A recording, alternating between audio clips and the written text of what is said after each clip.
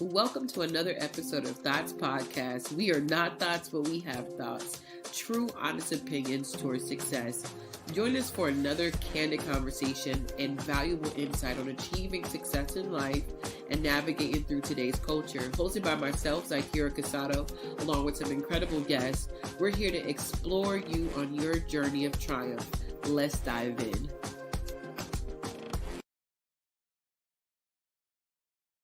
Hello, and welcome back to another episode of T.H.O.T.S podcast, where we are not thoughts, we have thoughts. True, honest opinions towards success. And I'm really excited to be here because we have another incredible guest that I am excited to share with you.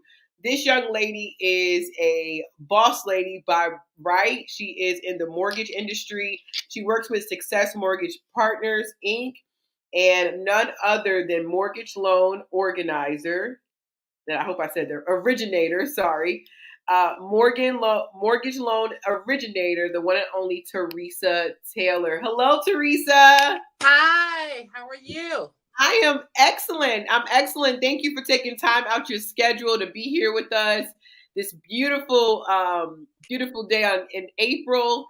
And so I'm excited. Welcome. Absolutely. I'm excited too, lady. Thank you for having me on. I appreciate it. Absolutely. And tell us a little bit about how you got into the mortgage industry. I know that we met at your part-time, and it's so funny how things happen. Like It is. don't anticipate to meet someone, and here we are now doing a podcast together. Right. So what got you involved into the mortgage industry? Actually, I've been in this industry for a long time. I started out in 1998 working for it was 1997 working for a real estate agent. And one of the agents there suggested that I work with one of her friends who owned a mortgage company. And so in 1998, I became a loan processor, and I was also originating loans back then. And in 2008, I was doing it for about 10 years. But then in 2008, the mortgage crisis hit. The rates were through the roof. People were losing homes and going in foreclosure. So I got out of the business in 2008. 2009, I kind of lived my dream because I always wanted to be a school teacher. So in 2009, I started substituting just so that I could get acclimated to the classroom.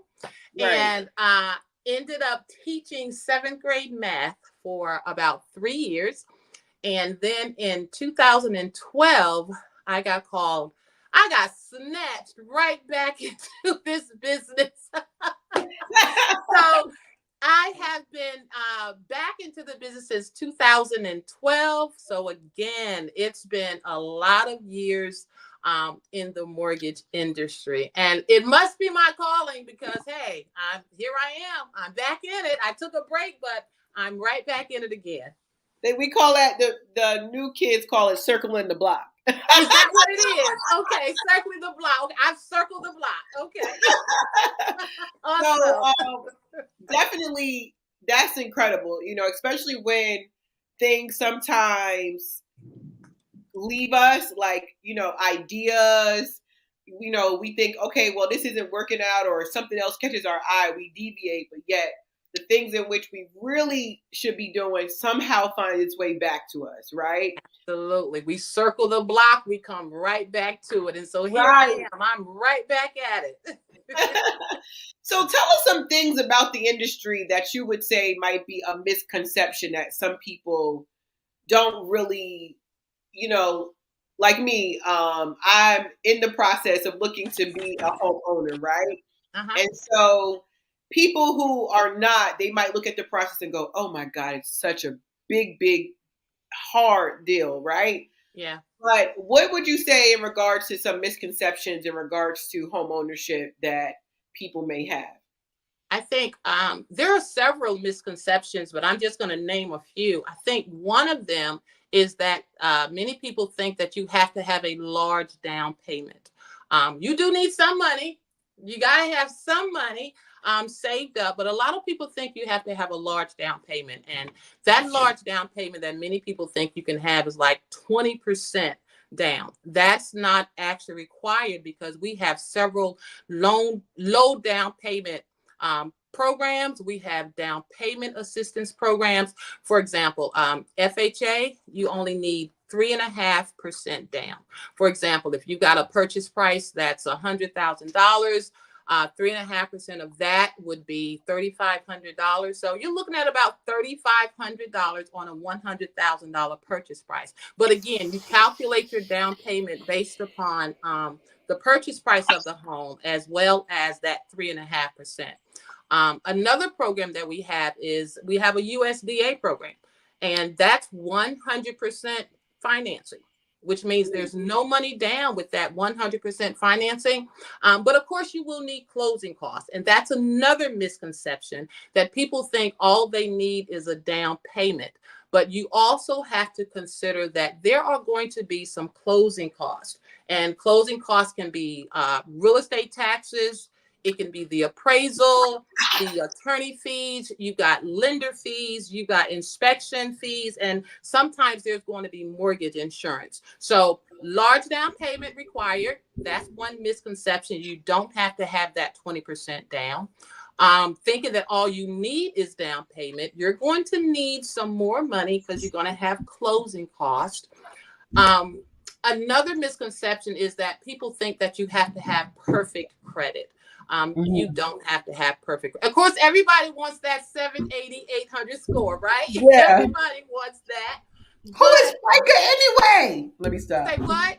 I said, who is FICA anyway? Right, FICA, leave us alone, right? Right. That's not what we want to say. We just, oops, my phone dropped. We just want to say, FICA, just leave us alone, right? And actually, that's just a model that several companies use to determine what our score is. And of course, your score is going to be based upon how you pay how you pay your bills. Mm-hmm. Do you pay your bills on time? Are you late making your payments on time? But that perfect score does not have, the perfect score for you does not have to be the perfect score. Okay. Someone may have a 580. I mentioned a couple of our loan programs, like for an FHA loan, you can have a 580 score.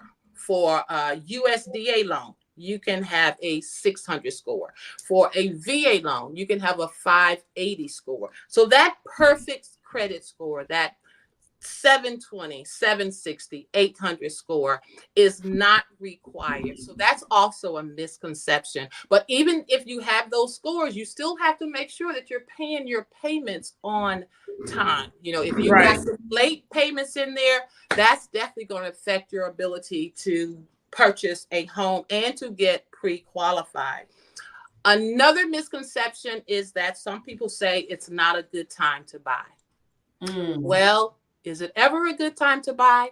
Because even though the rates are fluctuating right now, I think the average rate might be about 7.0%. But again, that rate is going to be determined by your credit. That's definitely going to determine what your interest rate is going to be. But what's going to happen is a lot of people, a lot of buyers, potential home buyers, they're saying, I want to wait until the rate comes down. Well, what's gonna happen with that is, as the rates slowly start coming down, you're gonna have all of these potential home buyers bidding on one particular home, and you're gonna have 10, 12 offers on that home. So now really is a good time to buy. And also you can keep in mind that you can also refinance. I mean, what goes up must come down, right? So even though the rates are not where a lot of people want them to be, a couple of years ago during the pandemic, we had 2.5%, 3% interest rates. We're not going to see that. I don't believe we're going to see that anytime soon. But even though the rates might be slightly higher, you know, they're in the high 60s, high 6s, maybe the low 7s, keep in mind that you can always refinance your home. You can always refinance. Make sure you're paying your mortgage on time, and you can always refinance and get that lower mortgage payment. So now is a good time to buy. So I did discuss a couple of the misconceptions. Large down payment is not necessarily required. All you need is down payment. That's a misconception because you are going to need some closing costs. Perfect score, you don't have to have a perfect score. Like I said, we've got VA at 580. We've got FHA loans at 580. We've got USDA loans at 600 and conventional loans score is at 620. But as I also stated, the low score is going to impact your interest rate. And then again, another misconception when buyers are saying, I want to wait until the interest rate comes down. Now it's not a good time to buy. Now is absolutely a good time to buy. So those are just a few misconceptions. There's some more, but those are just maybe the top 4. Wow, that was. I Yeah. hope you guys have your notes because she just gave a ton of information. So, Ms. Teresa, going into the loan process, what do you say culturally? Is it true that it's harder to get a loan if you're Black? Now, we cannot discriminate. We definitely cannot discriminate. And of course, years ago, mortgage companies, lenders were discriminating against African Americans, Blacks.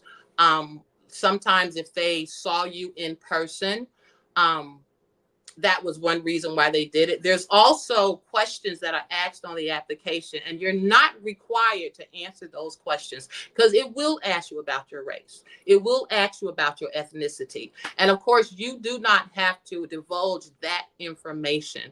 But as far as it being hard and difficult, back in the day, absolutely. We were discriminated.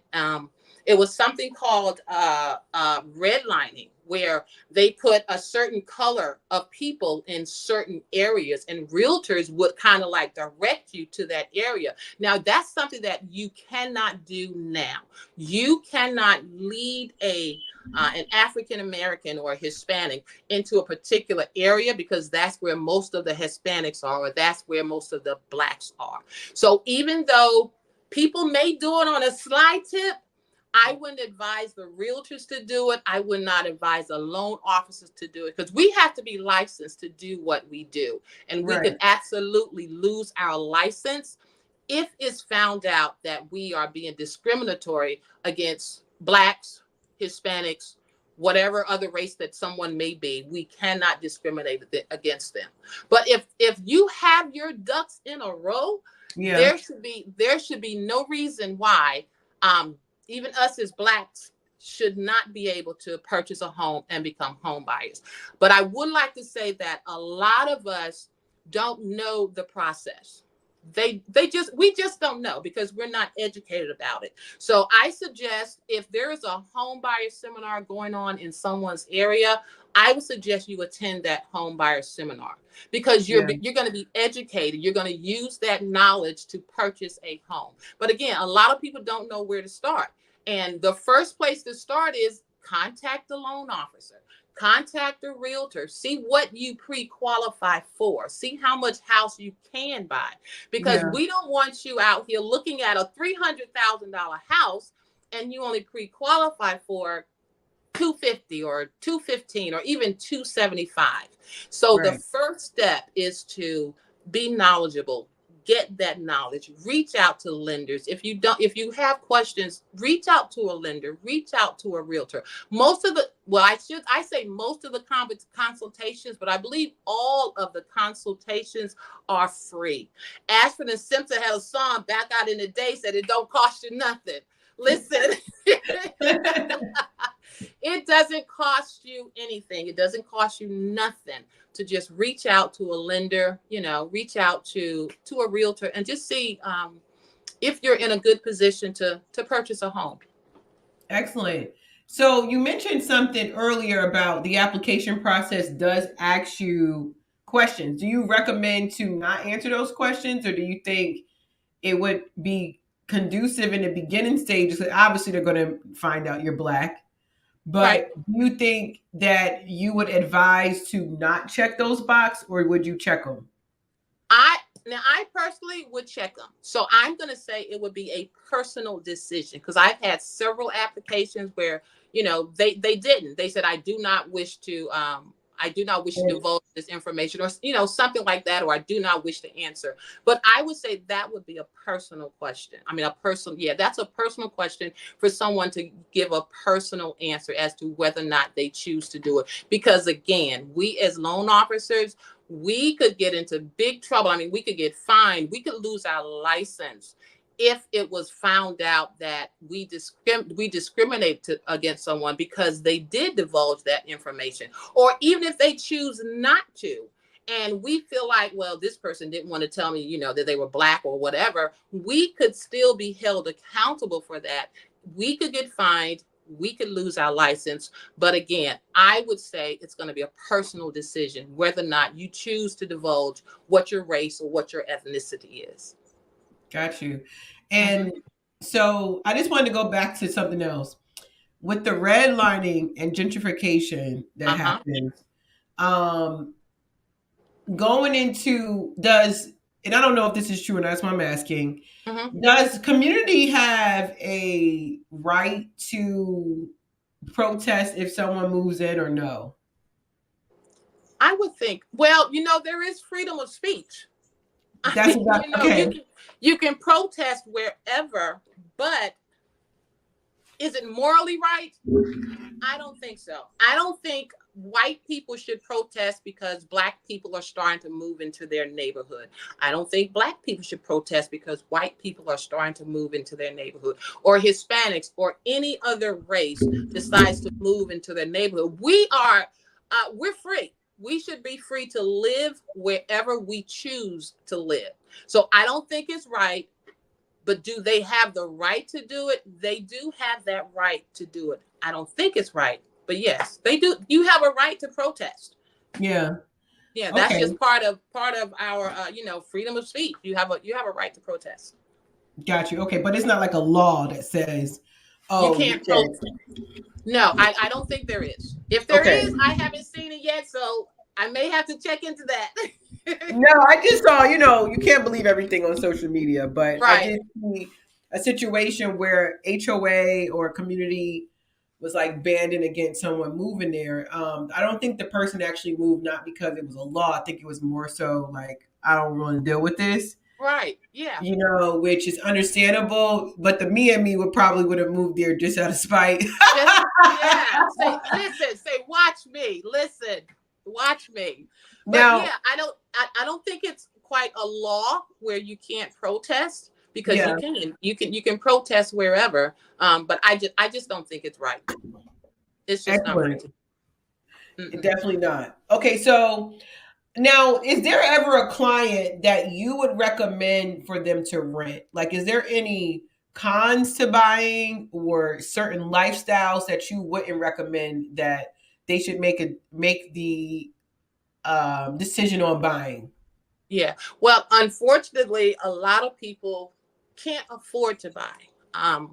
We have something that's called a debt to income ratio. If your debt to income ratio exceeds a certain percentage, then you're not qualified to buy. And so unfortunately, some people may have to rent. They may have to pay that $800 a month, $900 a month, even $1,200 to $1,400, $1,500 a month. But even in the majority of housing markets, it is more affordable than to rent. But that doesn't mean that you qualify to purchase a home. There could be several different things that will eliminate you from qualifying to purchase a home. It could be your income, because we look at your income. It could be that you don't have enough money saved to purchase a home. So in some of these cases, yes, unfortunately, people will still have to continue to rent.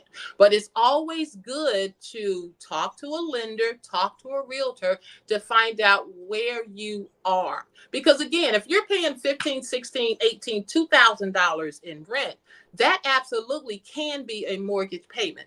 Yes. Right?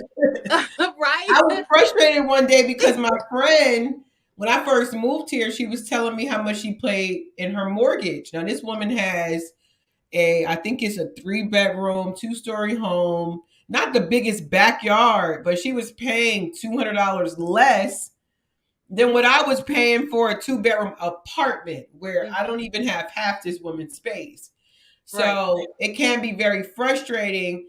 But at the time, I just started in business or what have you. And then, years go by, you just kind of forget about it. But yes, I do sometimes see that. And that was going to be my next question is, is renting ever the more affordable option?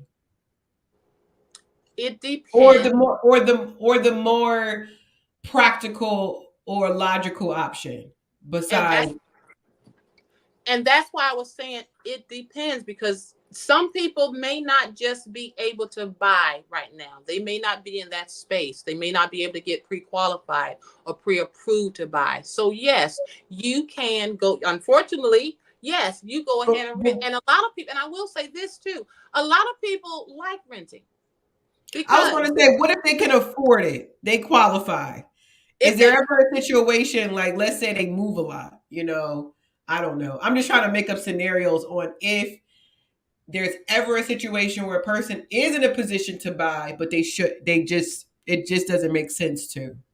Well, here's one. I mean, like for example, if you know that you're looking to relocate, and if you know you're going to move in a year or so, or if you know for whatever reason you're not quite stable as to where it is you want to live, then yes, by all means, go ahead and rent. But if you know that you're going to be in this house 3, 5, 10 years, you're going to be in this area, and I understand life happens, and sometimes it uproots us. Life does happen and you have to pick up and move. But if initially you do believe that you're going to be in this particular location for 3, 5 years, yes, I would advise you to see if you can purchase. And if you cannot, then yes, go ahead and rent. Now, the thing about renting is there are some pros and there are some cons about renting.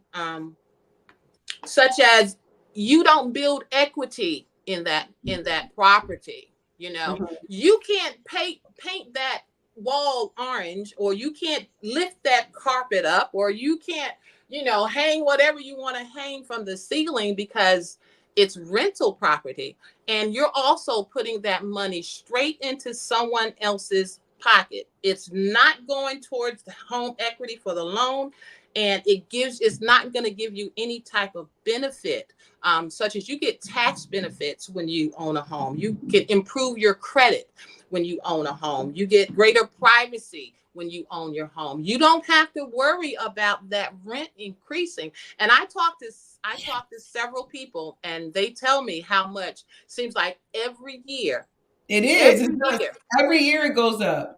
Mm-hmm. And I want people to know also that you can negotiate that. You can protest that because I know for me, actually this year when I got my renewal, it was almost $145 increase. And I'm like, these Mm-hmm. people smoking crack. Ain't no way. It's no way, And so I'm like, I reached out to them like, listen, I can't afford to go up $145, especially you're not giving me an extra space. It's no new appliances. Right. And literally, they changed it from 145 to like $45. Okay. But imagine most people will not protest it. Most people won't say nothing. Most people will just sign the letter because they can't go anywhere. Like you said, they're stuck. They don't have either their credit high enough to buy, or they don't notify you till 2 months before they're supposed to renew. So Right. if you're just going through cascading through life, or getting, renewals coming up, and you don't have the money to move.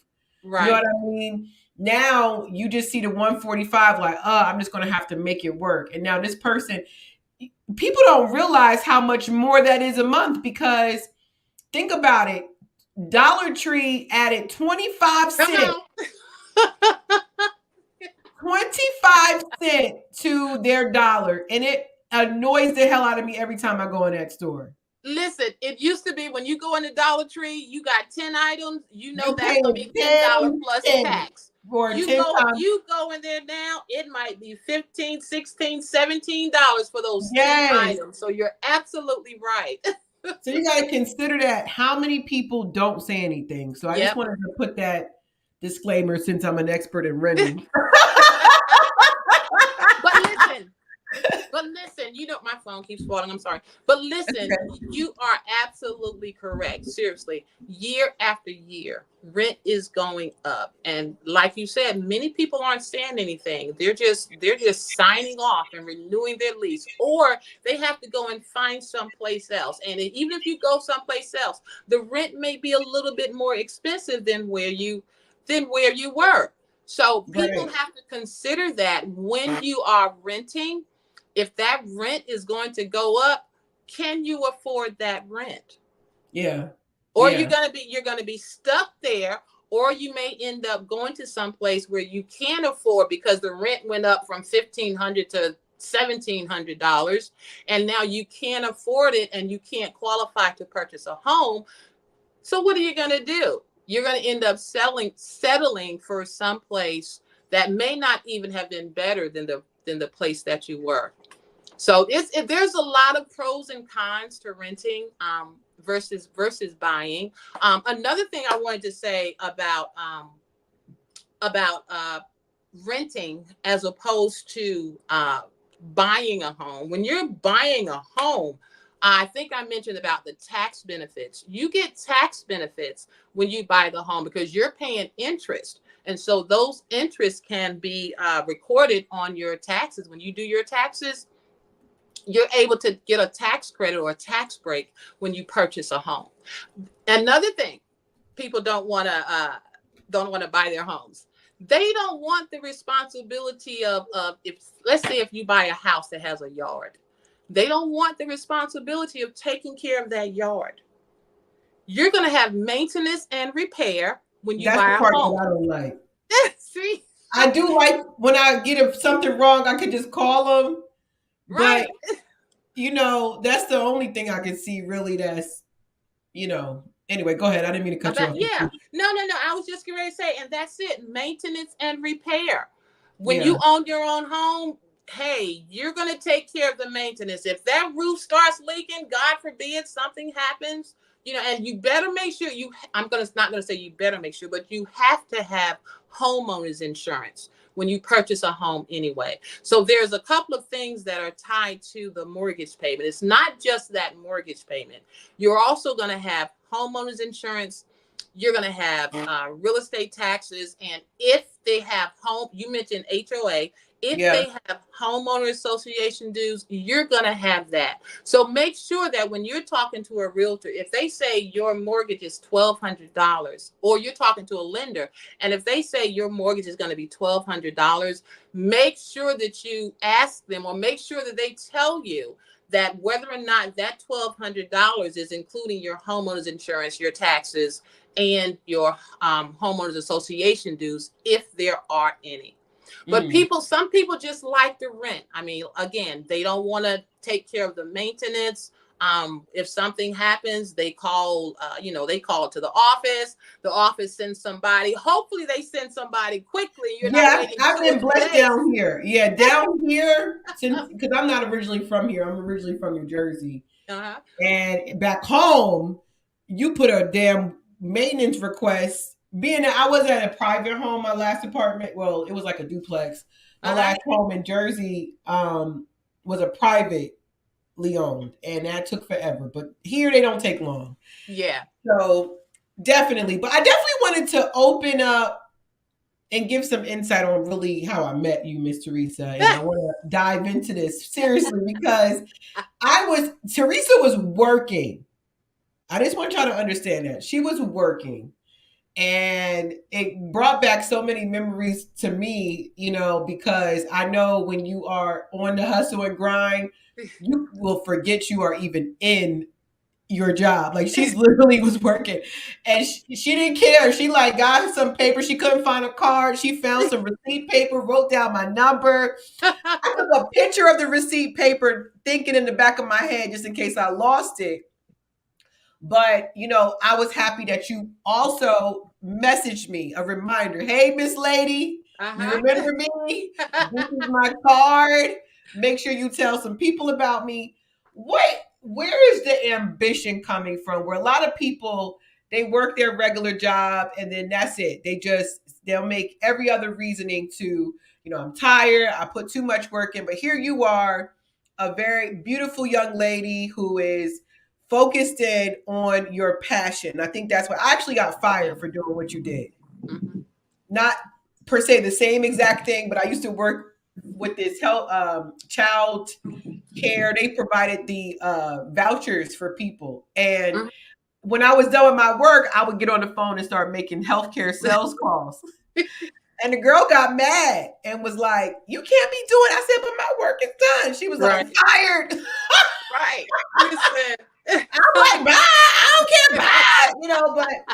But where did your ambition come from to work and still have that drive of promoting your business, to promoting that extra stream of income? Because this is my business. This is what I do. This is what pays the bills. And so, yes, I say this all the time. I said, when I'm meeting up with realtors, I say I am out here in these streets trusting God, because that's exactly what I'm doing. And you never know. It was just passing out a business card, or maybe asking someone, "Are you a homeowner?" And a lot of people at my place of business, I passed out my business cards. And because again, you never know who might be in that situation, or who might just be thinking about purchasing a home, but they don't know where to start. So this is my passion. And I said this early. I don't know if I said this early or not, but I truly believe that this is my calling, because again, I was in, I was out. Now, what is I? Circle the block. Oh, I can't hear you. I can hear you now. Oh, okay. Okay. It's to help people become homeowners, because again, like I said, we don't know. We don't know. We don't know where to start. And at the end of the day, that's where I get the greatest joy, is to hearing or telling a homeowner that we got a clear to close and we're going to be closing on your home. It's seeing them so excited. It's seeing that single mother who didn't think that she could purchase a home, or that single father, that didn't think that they could purchase a home, or a family of 4 that didn't think that they could purchase a home because they knew what they were looking for, and they had to bring their income together in order for them to buy a home. So that's one thing that drives me, is being able to get people into homes where they just didn't think they could, because they didn't know where to start.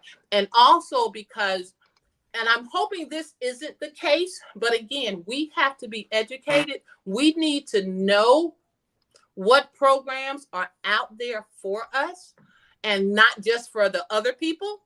We need to know that we can use those same programs. Like, I'm in North Carolina, and here in North Carolina, they have the North Carolina Housing Finance Agency has a down payment assistance program.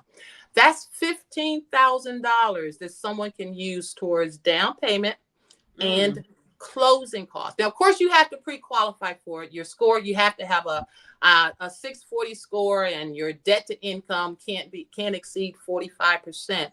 But at the same time, a lot of people don't know about their program. So I would advise anybody who's out here looking or seeking to purchase a home, find out what's being offered in your city. I believe the city of Raleigh also has some down payment assistance programs. And another thing, my why I do this is, one is for my mom. She's 87 years old. I do that so I will be able to take care of her. And then my other why are my daughter. Well, she's married now, so she's his why and he's her why. But I have 2 grandchildren. Kendall and Skylar. And they're my why. I call them my butterflies. Kendall is 13 and Skylar is 15. But I call them my butterflies, and those are my whys. That's why I'm out here. I'm out here doing this. That's why I be out here in these streets chasing down these realtors. Well, black don't And crack if mother's you have a alliance. 13 and 50, if you have a 13 and 15-year-old grandchildren, black don't crack. Okay. I'm trying to tell you. I should have wore that shirt. Black don't crack because I've got one. Black You don't crack. look incredible. Okay. Because I'm like, wait, did Yes. you just say a teenage grandkid? Well, Yes, goddamn, ma'am. Teresa, slay, Listen. slay, slay, Listen. slay. I'm telling you, and you're true. I mean, because I've been, even though I've been through some things, you hear people say all the time, I don't look like what I've been through. Right. And for the most part, and I don't. Once you You start and me to both, girl. listen, 2024, I can tell you some stories, baby. You would be like, what? What? What? You said what? And we still smile. We still smile. listen, still smiling. Yes, ma'am. Still smiling. Absolutely. And as a woman, especially a black woman in your industry, which I don't know if it's still a male dominated industry, how do you still stand in, is there ever a time that you have to do any kind of changes or code switching in your industry? um, I think when it comes to getting realtors business, because that's what I do. I have to reach out to realtors, and I prefer to go directly to the client. Like I reached out to you, right? I Yeah. prefer to go directly to the client. But I think some of the realtors are already set on who they're going to work with. Mm-hmm. Some of the realtors, and it's crazy that we are still in this place where they hear your voice on the phone, and it's almost like once they hear your voice, it becomes a no. Mm-hmm. So do we have to do a little bit different, be a little bit different, be a little bit better than our counterparts? I believe we do. Yeah. I do. And again, I don't think it's right, Yeah. but that's the way it is. That's just how it is in this business. And I'll be honest with you, this is why I go after um mostly us Mm-hmm. blacks. Mm-hmm. Because again, they don't know. Now, not everybody's like that. Don't get me wrong. Yeah. Not all of my counterparts are like that. But I feel like because of who I am and because of what I do, I reach out more to someone who looks like me. And Yeah. that's not to say that every client is going to work with. I mean, you got us working with the others, and that's fine. But I just believe that God has assigned to me certain people, and again, He's given me a heart um, for that single mother. Now, in this case, whether she's white, or she's black, Hispanic, whatever, it's all Right. It about doesn't matter. single. Right. That doesn't matter. It's about single mothers. But yes, I do feel like we have to do a little bit more. We got to be out here a little bit more so that we too can, get a piece of the pie. Now, don't get me wrong, because there are some black realtors out here, and there's some black LOs out here, girl. They are killing it. You Yeah. hear me? They are absolutely killing it. And so Yeah. I applaud them, for their tenacity. I applaud them for their due diligence. And I applaud them for what they're doing in helping not only us, but others to become homeowners. Wow. Yeah. So you keep touching on single mothers, Hmm. right? And I was a single mother as well, a young mother also. To my boys, they're my youngest my oldest just turned 21. I can't believe that. My youngest just turned 20. Well, he'll be 20 in June, actually. He got the same Okay. birthday as Donald Trump. Don't tell nobody. But, them daggone Geminis. But I remember a lot of adversity, trials, testing. I call them character building days. How Absolutely. did you overcome? And I'm assuming that you were a single mom, parent, Well, a single yes. mother. Uh-huh. Okay, I was. what type of adversities, or not what type, but how did you overcome adversity? Because I know if you were a single parent, you Mm-hmm. had adversity. Mm-hmm. Adversity, especially when you have to still bring in an income for your children, Mm-hmm. no matter what you got going on personally. How did you overcome those moments? Well, you know what? I will say this. I had a tribe. I had a village. Her dad was there, even though, and that's girl, that's a whole nother story. Ooh, Lord. He was there, but I mean, he was physically there, even though we may not have been together, Right. but he was in her life. That's beautiful. And my mother was there. So it wasn't so much as I'm single. Oh my God, how am I going to take care of my child? You know, how am I going to do this for her? And the kid is now 38 years old. She got married in March of last year. So I'm Oh my I'm giving a shout out to my daughter Nakia. And Shout she's out, my only child. Nakia. Congratulations. And she is my only child. I call her my my one and only, and I say the fruit of my womb is blessed. But again, I really had someone to help me out. Like I said, her dad was there.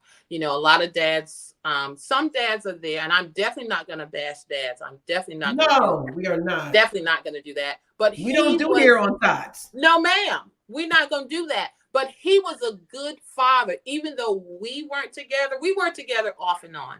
But that child support, it was like clockwork. He was on time with it. It was never court ordered. We discussed how much she was gonna get, she was gonna get every 2 weeks. Clockwork. He was on it. He was on it. Yeah. And the reason why I think that's extremely important, because I think it's easy for us to forget that just because a man is not a good husband or a good partner does not take the title of whether or not they can be a good father. Good father. Absolutely. And I think that is absolutely beautiful that in this moment you still will give them their kudos and their flowers. And I think we need to see more of that, especially more Black women and white women. I'm not, again, I don't want anyone to think we're excluding people, but just like I can't really talk on how men think because I'm not a man, I can really do from the basis of who I am, which is a Black woman. And so I think we need to see that more often. And I think that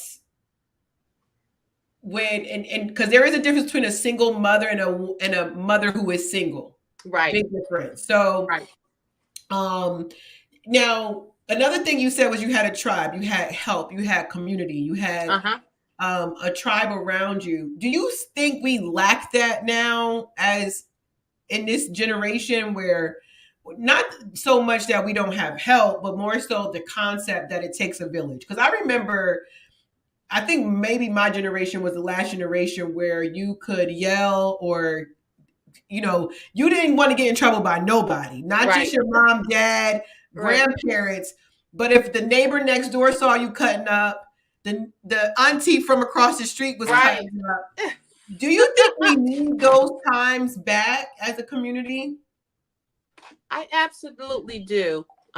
There was a woman, we called her Lollipop or La Rue.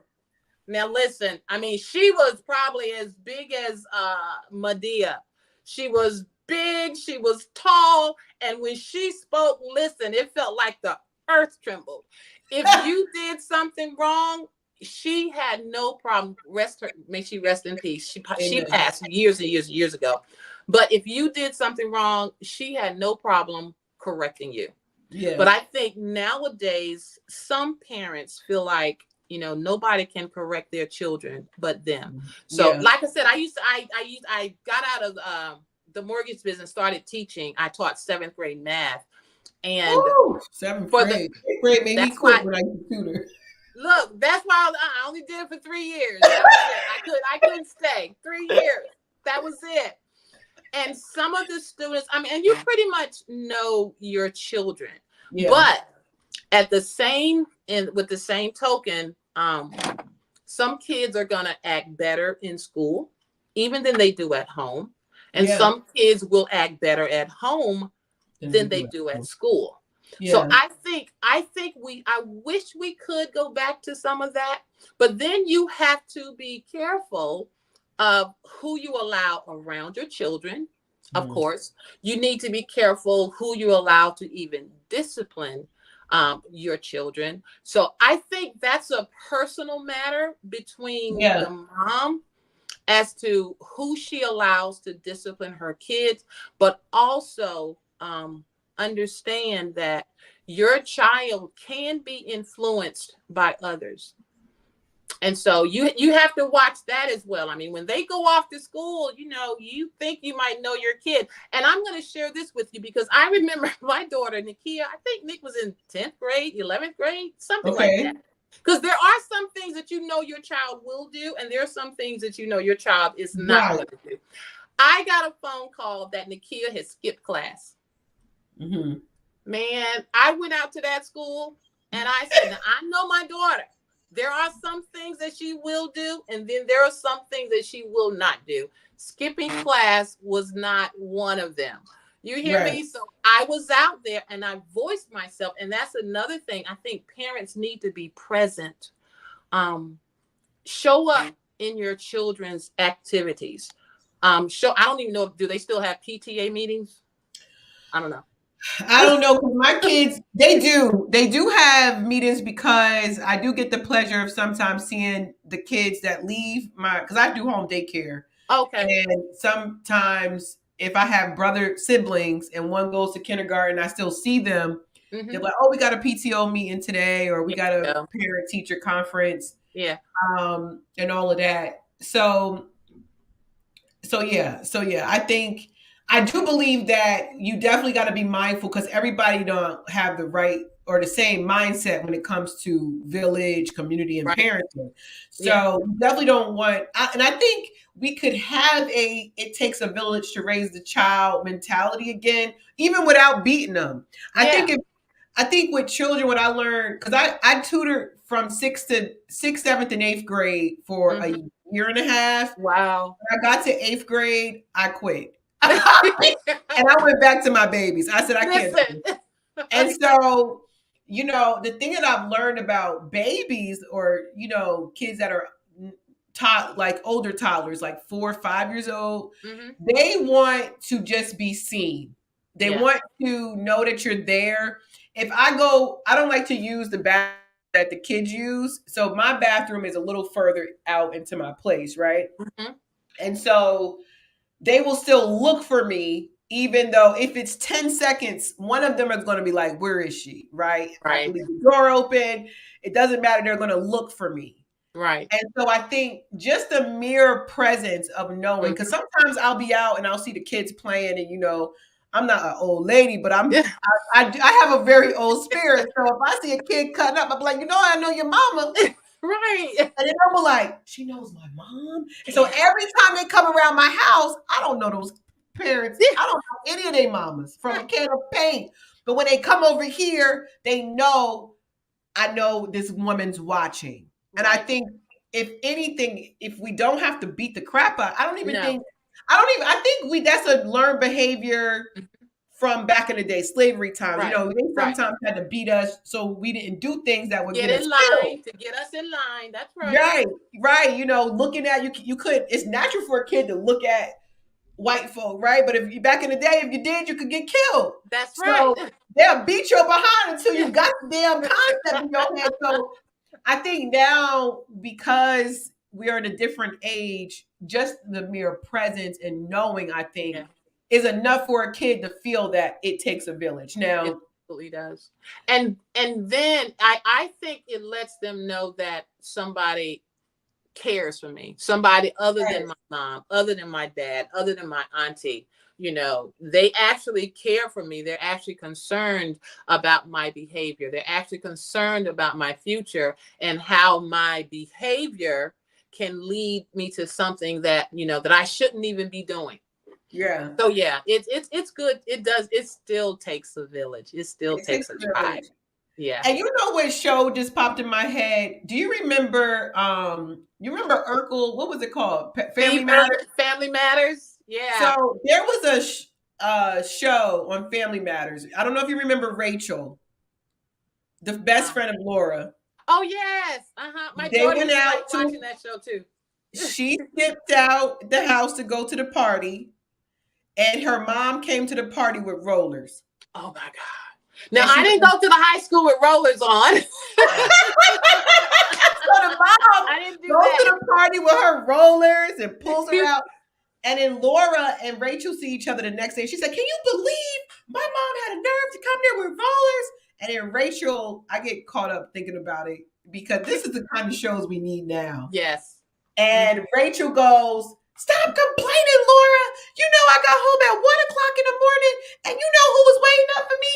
Nobody." Oh my gosh. See? And this is See? this girl's supposed to be a teenager, and she Yeah. felt this way. And even though she was acting, I believe that to be true. That just knowing that you care, like you said, That's it it. definitely goes a long way. Yeah. Now, Absolutely. It does. because Mother's Day is around the corner, I wanted to bring this up. You Uh-huh. said you gave flowers to Nakia's dad, which I love. Mm-hmm. And was there ever a time though that you were the bitter baby mama? Honey. That's a whole new different show. Because I used to be, for about 3 years of me and their dad breaking up, I used to be the mom that would say Happy Father's Day to the fathers and the single moms. Uh-huh. Until it hit me that that doesn't logically make sense. Because at the end of the day, the father helped create her. Even at the worst case, that's what he did. They helped you bring that life in. And at the end of the day, you chose this partner, right? Right. So at the same time, though, I realized also that that's taken away from my sons because I had boys. I only have boys. Mm-hmm. What do you say to that? The single moms who be like, Happy Father's Day to the fathers and the single mothers. Because I don't think you can't be a father. You're a mother. And I've seen the same thing too. You know, they wish them Happy Father's Day because they have a father, whether they are in or out of their lives. They have a father. You have to be who God created you to be. God created you to be a mother. And it just so happens that you are, quote, a single mother because you're not married. That makes you, that kind of makes you a single mother. But I think that we should give props. If that dad is in their child's life, give props to that dad. Wish him a happy Father's Day. Now, even though there were times when you said use the word bitter, but I'm bitter. I'm better, not bitter now, honey. It's been listen, it was a 28-year off and on type situation. But he has now since married. He's been married for years. We're friends. I mean, Nakia is grown. Yeah. There should be no animosity towards, I have no animosity towards him nor towards his wife. They're wonderful to Nakia. They're wonderful to the grandkids. We have functions where, we all come together. So I don't think just because, like you mentioned before, he may not have been a good husband or good boyfriend or whatever, that doesn't mean that he cannot be a good father to his children. So I think we still need to give props to that father, if he's a good father. We want to make sure, because seriously, because you do have some fathers that are not doing like they're supposed to do, and I want to give kudos to those fathers, those dads, those men who stepped up to the plate. I mean, you married a woman that already has 3-4 kids, and you took them in as your own. Yeah. So I definitely want to give kudos to those fathers. And I don't even know if you want to call them, stepfathers or stepdads, or, I don't even know. Dads. That's the one thing I do like that Jada and Will do. They call them bonus parents. So I like bonus dad, bonus. I love that term, Yep. Even though I'm not the biggest Jada fan, but bonus parents, bonus children. And I think it's just a blessing when you have a blended family that comes together and, and they all get along. But women, we need to get better instead of staying bitter. Now, it might take some time. I ain't gonna lie. It might take some time. I'm gonna be honest and transparent. Yeah, it takes time. It will. It takes time. But at the same time, if there's a good father, acknowledge him. I Yeah. think he needs to be acknowledged on Father's Day and not Yeah. just, the mom and And, saying Happy Father's Day to the mom.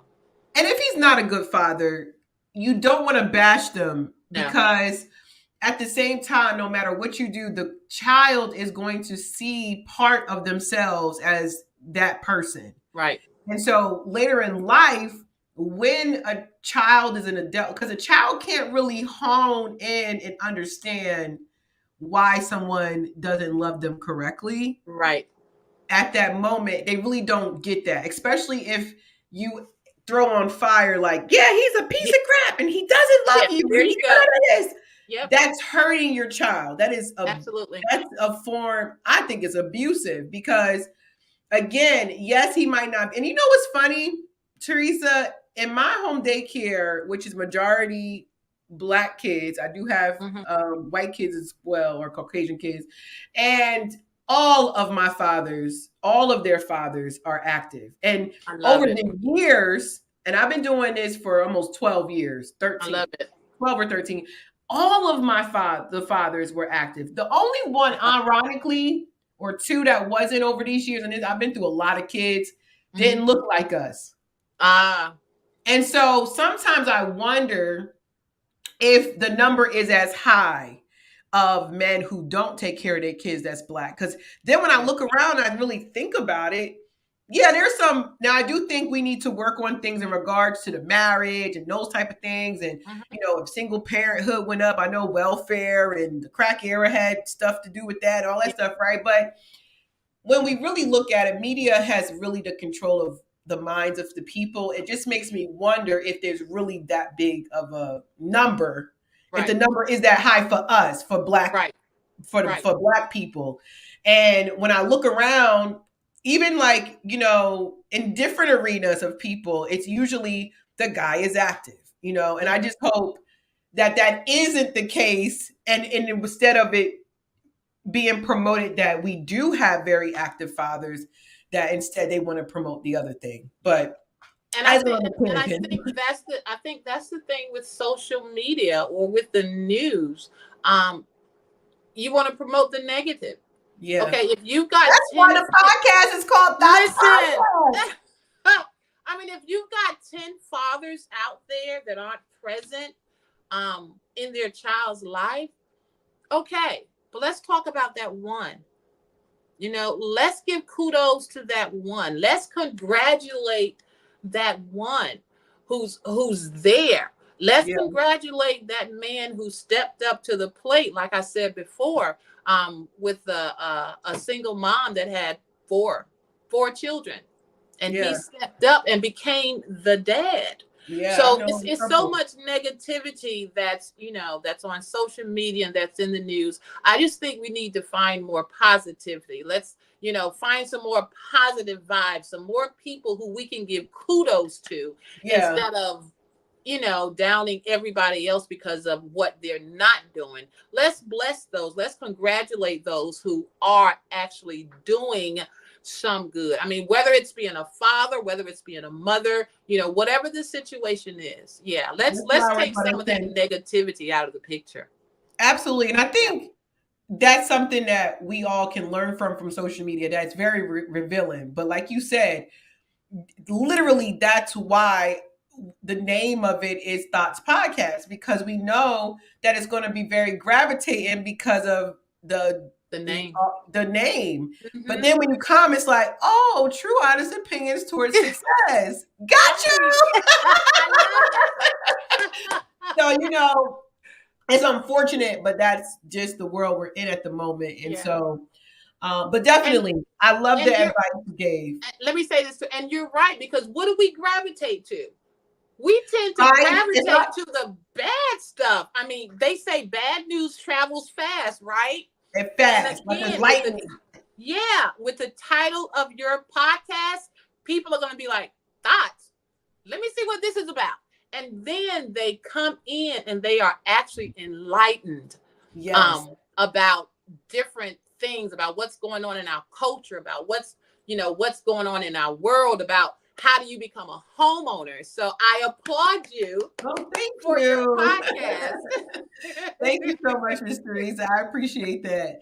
And so, yeah, the reason we're doing this because I really want to just have these candid conversations so that people can just have an outlet of, like you said, something else. And I really feel like for particularly people that look like us, I think media has a lot of propaganda in keeping us down. And I've said this on many other shows.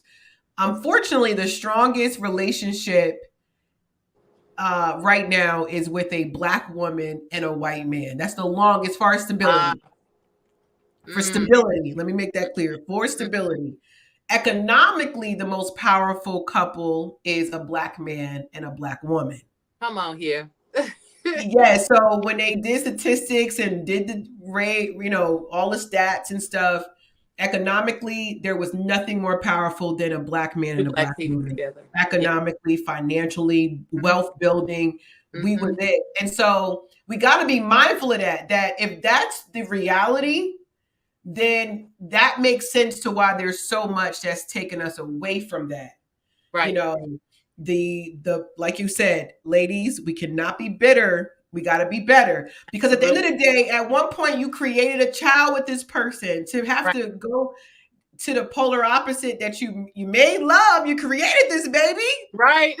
Now you can't even be friends. So it's okay that things end, but definitely for the kids' sake, I think it's a beautiful thing to figure out a way to make it work. Absolutely. And I And I'm commend you for that. I'm gonna say this. There's nothing I love. I'm not married and never been married. I desire to be married, Me but neither. And me I'm gonna be too. listen, but I'm gonna be honest. You mentioned, economically, a black man and a black woman. I love black love. Me I too. love black love. And when you see they can stand the test of time, you know what I'm saying? And even now, it seems like a lot of people get married, and where's the longevity in it? Yeah. But when I see a black couple and they've been married 35, 45, My 55, parents are 60 still years. together. Yeah. How long? My parents, I just turned 39, so this will be their 40th or 41st year married. I, I applaud them. I love Yeah. it. I And love I've never been married either. My sister has been married for a few years. And but I also, so we're gonna put the word out, y'all.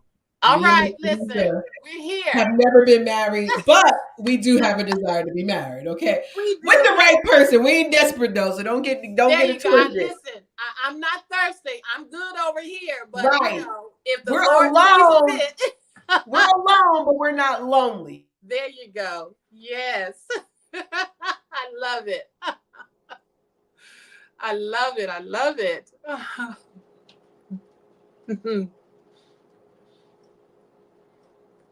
I think you froze. Yeah, we both.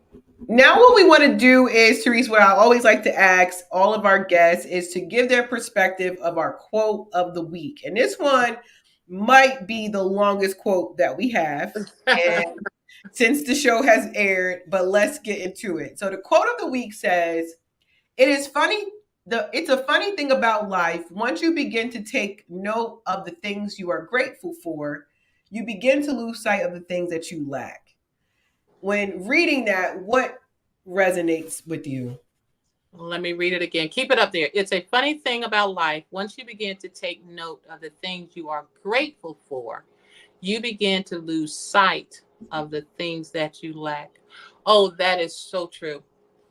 That is so true. I've got something on my wall that says, "Be thankful every day." Once you learn to appreciate what you have, those things that you don't have, you're no longer focused on that.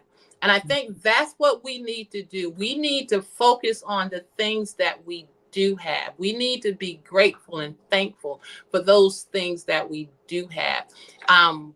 It's like friends. If you're in the presence of two or three friends and one friend didn't show up, don't focus on that friend that's not there. You know, you need to focus on those who are there. Focus on those who are present in your life, even at that moment. I'm reminded sometimes in church, you know, we used to say at my church in Greenville, we used to say, well, my pastor used to say, I thank God for those who are here. She wasn't focusing on the people who didn't show up. She was more focused on those who are there. So begin to take note of the things that you are grateful for. Be grateful for your family. You don't have to compare yourself. And someone had sent me something the other day that comparison kills. Yes, So do that's not. that's oh, you just pulled it out. That is such. It does. It kills. It will. It'll kill your spirit. I mean, and you've got all of these people that you're surrounded by, but yet you're comparing yourself to the fact that somebody else didn't show up. You know, Yeah. you throw a party and so didn't show up. Okay, her loss, his loss. Love on those who are there. Love on those who are in your circle. Like even with me, and I have to get to that place where I'm not comparing myself, because like I said, we got some Black female LOs out here and realtors who are killing the business. You hear Yeah. me? Yeah. But then we have to understand, and I have to understand, that what God has for me is for me. I can't look at what somebody else has. I can't look at somebody else who's driving this car or driving that car. Because once we become faithful over these little things that we have, then God can make us ruler over these big things. You know what I'm saying? Yeah. Then he can give us these big things. So yeah, this quote is absolutely true. Be grateful for the things that you already have. And Yeah. then you lose sight, you'll lose vision of the things that you lack. And even those things that you do lack, God is able to bring them to you. Yeah. So be grateful, be Yes. thankful for the little things that you have. And absolutely, you'll forget all about what's not in your life. You will. See, the thing, I want to just echo off of what you said about the comparison.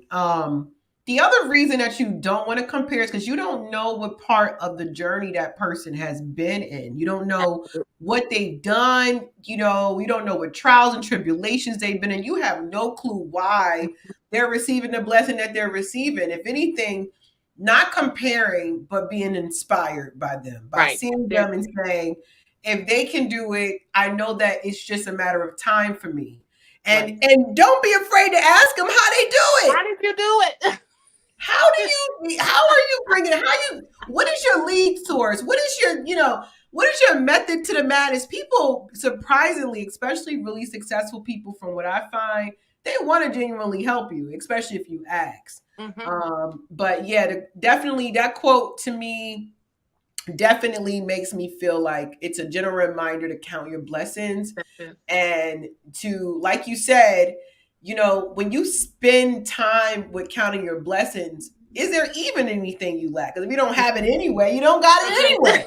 That's You know true. what I'm saying? So it's like, it's not like you got it, Yeah. So I truly love that quote, and I thought you did an incredible job with actually giving your insight. Listen, and then you end up being miserable because you don't have this, but then look around you to what you do have and to understand that there's somebody off that's worse than you. I mean, if you literally sit down and have conversations with some people, you'll be like, oh my God, I'm I'm not blessed. doing that bad. This is not Yeah, that. I'm not doing that bad. I'm doing pretty good. Yeah, and you know what's like that quote? The other quote is like the man with no car. He looks at the guy with the car like, man, I want that car. But then the man without legs is like, man, I wish I could ride a bike. Then the man without the legs, he like, man, I wish I had a wheelchair. You know what I'm saying? You looking at Listen, this person and look, be grateful. be grateful. That's Be it. grateful. Be Be grateful. grateful and be thankful. Absolutely. So Absolutely. anything that you might be thinking right now that you said, man, I wish I would have said this. I wish I would have said that. That you might have overlooked or missed out on today? Like Um, anything about real estate, anything in general, anything about anything we talked about that you could be thinking of right now that you're like, man, I needed to say this. I want to say that I hope everyone learned something from this. Even I learned something from you. Iron sharpens iron. I think we should be able to glean Yeah. um, from each other. But I would like to say to anybody out there who's thinking about becoming a homeowner, whether it's 3 months from now, 6 months from now, a year from now, now is the time to start. You got to start somewhere, right? Right. You got to start, and I'm sure even with you, when you started this podcast, and sometimes you got to do it afraid. You know what I'm saying? Why Sometimes you? you. Let me find out, Miss Teresa, prophet or what is it? A damn predict what they call it? Predictor, not predictors. What are they I, called? I'm not a prophet. We're good. Pass the pay. Pass that daggone. I was actually scared to do it alone There you go. because there used to be three of us, and I kept having these dreams, Teresa, over and over again. Like, no, you got to do it. You got to do it. And then I had like five people who would periodically ask me about it. Like, when Mm-hmm. is it coming back? But this one guy, I gave him a shout out the first episode because this is season 4. Okay. And I had to give him a shout out because he would ask almost every damn week. I was like, bro, did you not see I'm trying to quit? Stop asking me about this. And then You it just circle went, back. Looks like you yeah, the circle back. circle back. I circled the block. And so he really lit the fire under me because he was the most consistent to ask. And so Mm-hmm. I was like, you know what? I do this to people. And they usually come back and tell me, thank you for keep on gnawing at me about whatever I told you because now I'm doing it. Yeah. And so yes, but yes, I didn't mean to cut you off on your part. Also, in that, tell us how we can get in touch with you if we want to start the process of buying a home. Absolutely. My telephone number is 252-327-9221. I'm available. I'm accessible. Some lenders after 6 or 7 o'clock, it's a wrap for them. I am available. If you send me a text, I'm going to try to respond to you as quickly as I can. There have been times when I've been on the phone 9:30, 10 o'clock at night talking to a client. And then even with that, sometimes we're not even talking. We might start out talking about their loan or the mortgage or whatever, and we end up just like we're having this conversation now. We end up just having a conversation. But Right. yes, you got to step out on faith, and I'm sure it's a faith walk for you too when you stepped out and you did this, and you circled the block. You came right. Listen, I'm gonna have to use that. I'm gonna have to ask my grandchildren about that too. Well, Listen, that means you went back. Technically, it means you went back to your ex. So. Oh no. I did, but you know what? I guess I did. I went. I have to. I have Yeah, circled. I went. But I was using it in terms of our career. We circled the block. We circled the block. We absolutely did, and we came back. But again, if there are any potential homeowners out there, if you have questions, if you've been thinking about buying a home, I mean, if it's been popping in your mind, yesterday and then the week before that and then the week before that and 2 months ago, whatever. Yeah. Now you have somebody that you can reach out to. No shame, no judgment zone. I've seen all types of credit reports, been there, done that with the credit scores. So I absolutely understand. And then you got to get to the point where you just trust the process. Yeah. And it is a process. It is a process. Oh, one thing I do want to say too is about the process of becoming a home buyer. There is a process that you have to do. Of course, you have to do the application. You have to provide documentation such as W-2s, pay stubs, income documentation. I will have to pull a credit report because we need to see what's on your credit report. And that's a good thing when you get your credit report pulled, because now you know what you have to work on. Right. If there are some things that's on your credit report and it might take you 3 or 4 months to get cleaned up, then you go ahead and you start working on that. But get the application in. We take the credit report. I get you pre-qualified to see how much house you can afford, how much you can buy. And once we get you pre-qualified, I can connect you with a realtor. If you don't already have a realtor, I have several partners that I can connect you with. And hopefully for 2024, we'll be able to get some homeowners in their new homes. 2024 will get you in that door. Hey! If you have some contacts for commercial real estate, I would definitely like that also, information. Okay, I think I may have 1 or 2, but Okay. I'll get that information to you. So definitely, everyone, please, if you have any questions, contact Ms. Teresa at 252-327-9221 for all of your buying questions. And, Absolutely. you know, not just questions, also become a client. But anyway. Absolutely. But they got to call me first. They got to call first. That's step one. Got to make that call. That's right. Make that call.